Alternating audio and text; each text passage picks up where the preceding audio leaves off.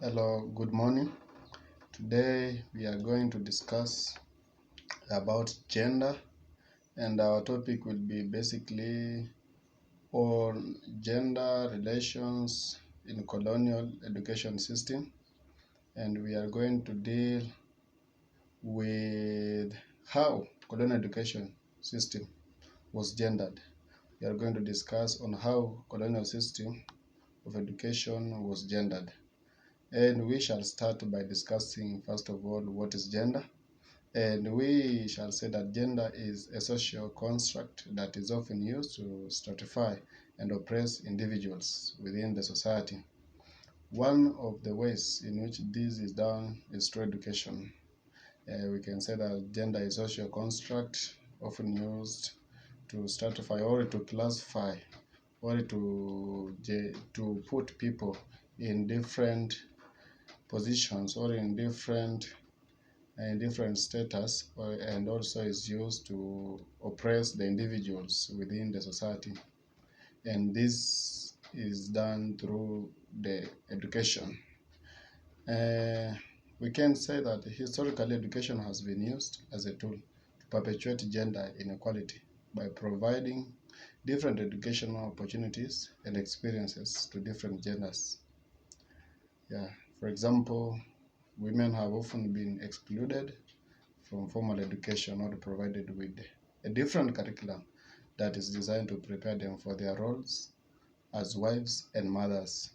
That women were given different system of education or a different curriculum that prepared them as they prepared them to be wives, prepared them to be home keepers, prepare them to be workers or home workers. And this excluded them from formal education, which was provided to only boys or which was provided only to male.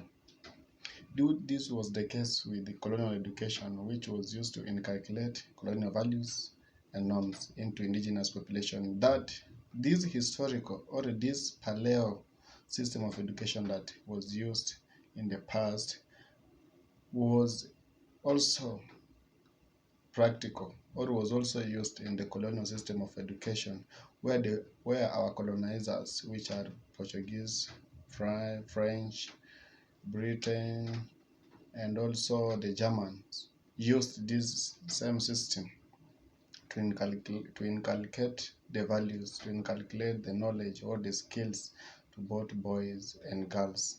And the same systems that our forefathers used and to inculcate the values or the norms or knowledge or skills to boys and girls, it is the same system that our colonizers has been, or rather they used. This included the idea that women were subordinate to men and should be primarily responsible for domestic duties. That women were subordinate to men and were responsible for domestic duties such as cooking, washing clothes, washing utensils, taking care of their kids. As a result, colonial education served to reinforce gender inequality within the society. Colonial education was gendered in that it emphasized different things for boys and girls. Boys were typically taught reading, writing, and arithmetic, while girls were taught how to cook, clean, sew. And in this that boys were only taught the formal system of education, for example, writing, cooking, not writing, reading, arithmetic, but the girls were taught the informal or the non-formal way of learning things, which they were taught on how to cook, on how to take care of their children, washing, and also going to farm going to farm. The division of labor meant that boys were better equipped to get jobs in the international economy, while girls were better equipped to be homemakers. This system of education perpetuated gender roles in the society and limited women's opportunity. That women's opportunity were only limited to homemakers or to home workers, but they were not offered the chances to read or to learn so that they can get white collar jobs or jobs that they could easily do while they are in the offices, but they were only offered a system of education that allowed them to be homemakers or to be carers or caretakers back at home. The British colonial education system was highly gendered. Boys and girls were segregated from a young age, with boys attending public schools and girls attending private schools.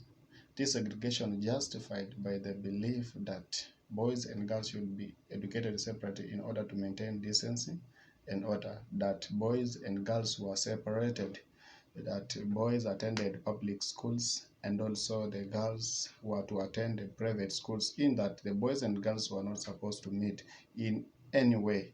And this education system was to maintain decency and order.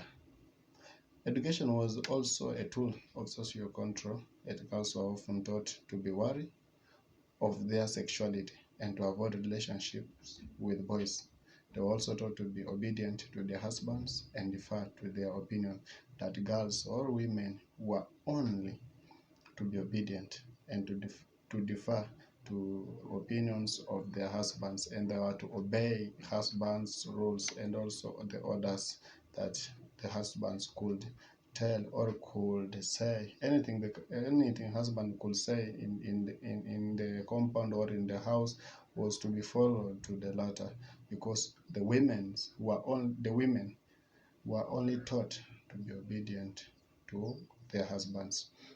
We can therefore conclude that education system or the colonial education system was used to justify the colonial system itself. Girls were taught that the colonial system was beneficial to them and that was their duty to uphold it. Thank you. Welcome for the next lecture.